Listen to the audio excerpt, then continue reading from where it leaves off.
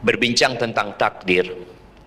Kita hadir ke muka bumi ini bukan karena keinginan kita.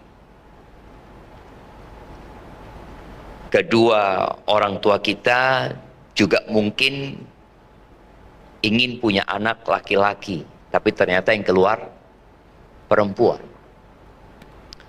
Ada yang ingin punya anak perempuan, tapi subhanallah anak pertama laki-laki, kedua laki-laki, keempat laki-laki, kelima laki-laki, keenam laki-laki. Semuanya laki-laki. Padahal sudah datang ke dokter, tanya resepnya gimana kok bisa punya, agar bisa punya anak perempuan.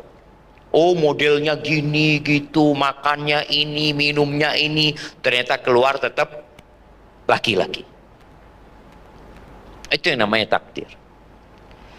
Ada mungkin yang ingin kulitnya putih, tapi ternyata dia lahir dari kedua orang tua yang gelap kulit. Akhirnya dia melakukan perubahan, menolak takdir Allah Azza wa Jalla yang sudah ditetapkan. Kita semua masih mengingat seorang yang bernama Michael Jackson. Dia hitam, tapi dia ingin putih. Akhirnya dia hidup dalam penderitaan sampai mati. Ada yang ingin punya anak cerdas, pinter. Ya, semua orang tua ingin punya anak yang cerdas, yang pintar, yang IQ-nya sekian, ya, yang mungkin nanti kalau besar dia jadi dokter, jadi apa. Ternyata anaknya enggak. Bahkan ada sebagian kita yang anaknya berkebutuhan khusus.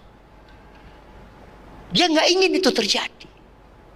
Tapi qadarullah wa ma syaa fa'al. Ada mungkin yang kemudian dia nggak ingin punya anak. Setelah dikasih anak berkebutuhan khusus, kemudian dia nggak ingin punya anak. Karena dia takut nanti anaknya berkebutuhan khusus lagi. Dan Allah itu tergantung prasangka hambanya. Padahal kita bisa berprasangka baik, kenapa harus berprasangka buruk? Ahibati fillah, ada yang mungkin cita-citanya jadi supir pesawat. Apa supir pesawat itu? Apa bedanya supir pesawat sama supir mikrolet? Sebenarnya sama-sama supir, cuma beda kendaraan yang dikendarai. Ada orang yang ingin jadi pilot tadi, tapi ternyata enggak, dia jadi supir biasa. Ada yang ingin mati di Mekah. Berapa banyak jemaah haji yang sudah tua renta, dia berharap nggak balik lagi setelah haji. Dia ingin umroh Ramadan nih, dengan harapan anak ingin Ustadz supaya di Mekah anak meninggal dunia dalam kondisi berihram, inginnya, sehingga kelak dibangkitkan pada hari kiamat dalam kondisi berihram dan dia terus bertalbiyah. Itu cita-cita. Tapi ternyata dia mati di Cengkareng. Iya. Tapi insya Allah dia mati dengan niat berbuat baik. Ada yang ingin dimakamkan bersama orang tuanya. Dia sudah ngomong, pesan sama anaknya, nak, kalau Abah meninggal dunia nanti, Abah minta dimakamkan sama orang tua Abah. Tapi ternyata dia mati di pesawat yang meledak di atas. Jasadnya tidak pernah ditemukan. Apa yang hendak dilakukan? Ada yang ingin menikah. Anak ingat kejadian ya, dari Pulau Sapeken. Ada yang tahu Pulau Sapeken? Itu pulau di Madura yang penduduknya nggak bisa bahasa Madura. Satu rombongan calon pengantin laki-laki berangkat ke Bali, kalau nggak salah ke Singaraja. Sebelum sampai Singaraja, ternyata kapalnya terbalik dan meninggal dunia. Dan dia tidak pernah menikah akhirnya. Itu namanya takdir. Ahibati fillah, masalah takdir ini masalah yang berkaitan dengan keimanan dan keyakinan. Bahkan kita tahu salah satu dari rukun iman adalah beriman dengan takdir. Dan ini poros ajaran agama kita.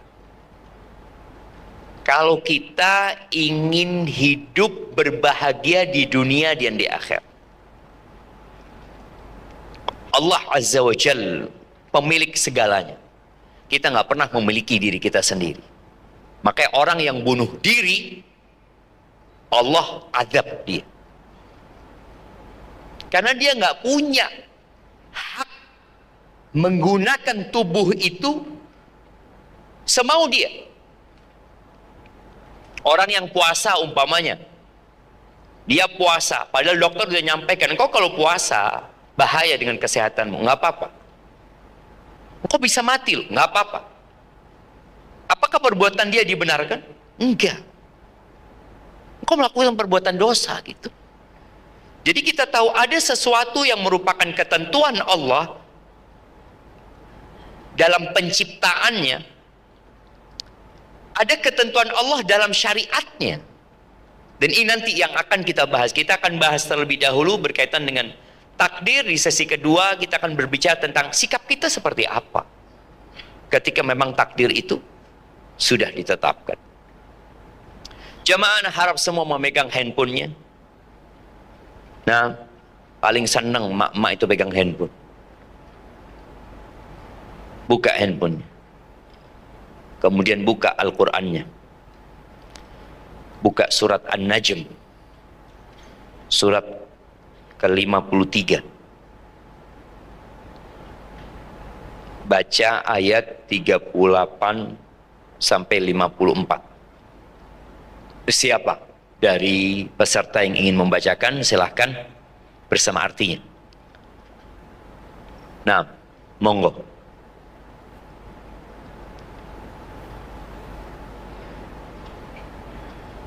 Ya, yang mau baca? Jadi ini karena lebar ke kanan ke kiri, anak ngelihatnya harus noleh full jamaah baru kelihatan sama jamaah semuanya itu. Nah, silahkan. Yang sebelah kiri yang mau baca.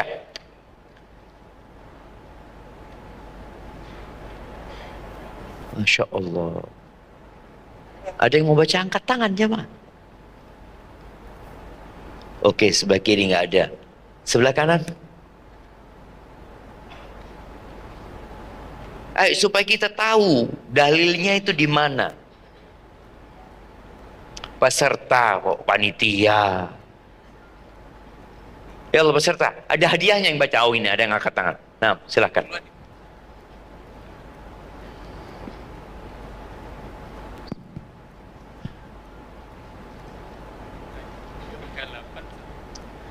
Ayat 38 sampai 54.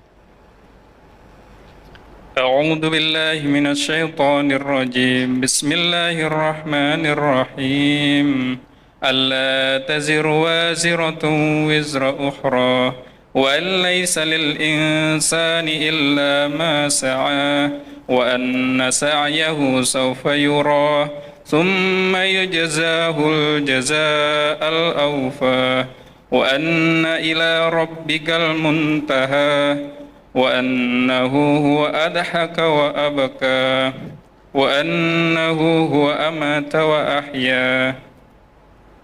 Sampai 40 berapa Ustaz? 54. Sampai 54 insyaallah. Tinggal 10 lagi. Nggak apa-apa, dapat hadiah Bapak nanti. Di dunia dan di akhirat insyaallah. Amin amin.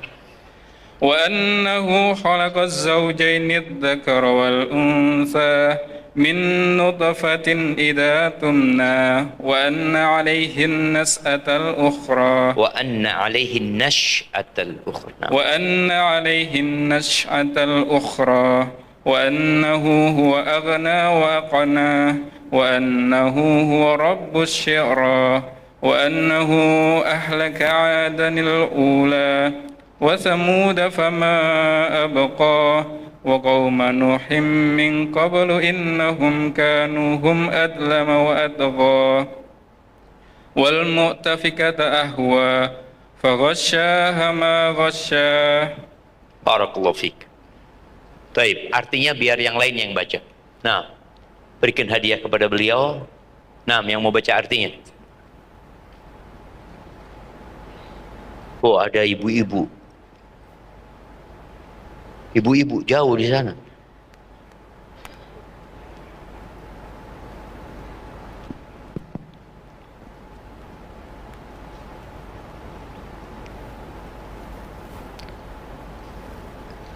Nah,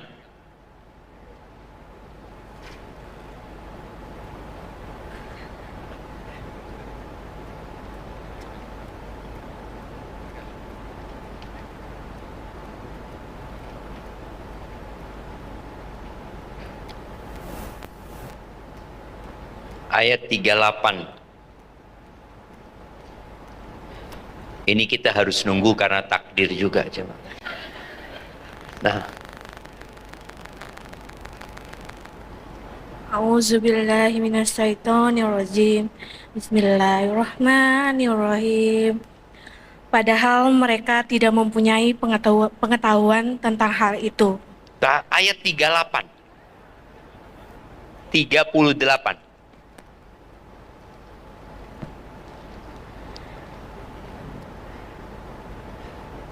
Bahwa seseorang yang berdosa tidak akan memikul dosa orang lain. Dan bahwa manusia hanya memperoleh apa yang telah diusahakannya. Dan sesungguhnya usahanya itu kelak akan diperlihatkan kepadanya. Kemudian akan diberi balasan kepadanya dengan balasan yang paling sempurna. Dan sesungguhnya kepada Tuhan mula kesudahannya segala sesuatu. Dan sesungguhnya dialah yang menjadikan orang tertawa dan menangis. Dan sesungguhnya dialah yang mematikan dan menghidupkan. Dan sesungguhnya dialah yang menciptakan pasangan laki-laki dan perempuan dari mani apabila dipancarkan. Dan sesungguhnya dialah yang menetapkan penciptaan yang lain, kebangkitan setelah mati. Dan sesungguhnya dialah yang memberikan kekayaan dan kecukupan. Dan sesungguhnya dialah Tuhan yang memiliki bintang Syira.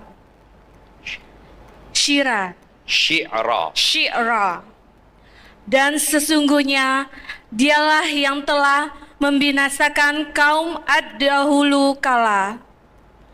Dan kaum Samud tidak seorang pun yang ditinggalkannya atau hidup. Dan juga kaum Nuh sebelumnya, sesungguhnya mereka adalah orang-orang yang paling zalim dan paling durhaka. Dan prahara angin telah meruntuhkan negeri kaum Lut. Lalu menimbuni negeri itu sebagai azab dengan puing-puing yang menimpanya. barakallahu fiik, jazakillah khairan. Sadaqallahul taqabbal. Barakallahu fiik. Nah, mahibbatil fillah. Kita lihat bagaimana Allah mengulangi, dialah, sesungguhnya dia, sesungguhnya dia, sesungguhnya dia, sesungguhnya dia. Agar kita sadar, kita nggak punya apa-apa. Kemarin tatkala ana ke Tamiang, ana melihat bagaimana negeri itu luluh lantah. Ana bertemu dengan salah satu tokoh yang dia cerita di malam itu, Ustaz. Ana ngungsi sama keluarga, Ustaz. Naik ke atas bangunan asrama lantai 2. Ada bersama 20 orang mungkin di sana. Di situ ana merasakan bahwa ana bukan siapa-siapa. Padahal dia tokoh di masyarakat. Ana tidak punya apa-apa. Dan kita tidak bisa berkomunikasi dengan siapapun pada waktu itu. Listrik tidak ada. Internet gak ada. Handphone gak berguna. Harta pun tidak ada manfaat. Gak ada gunanya. Orang mau punya 2 ton emas. Yang dia butuhkan makan. Dia gak ngerti mau berbuat apa selama 3 hari 3 malam kondisi itu. Bantuan pertama datang setelah 7 hari. Maka ahibati fillah,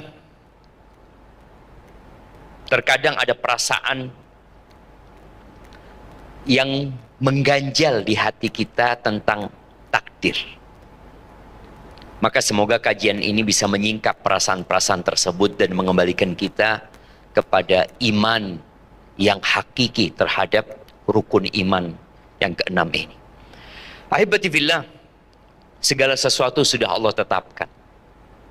Di surat Al-Qamar ayat 49, Allah Azza wa Jalla mengatakan, inna kulla syai'in khalaqnahu biqadar.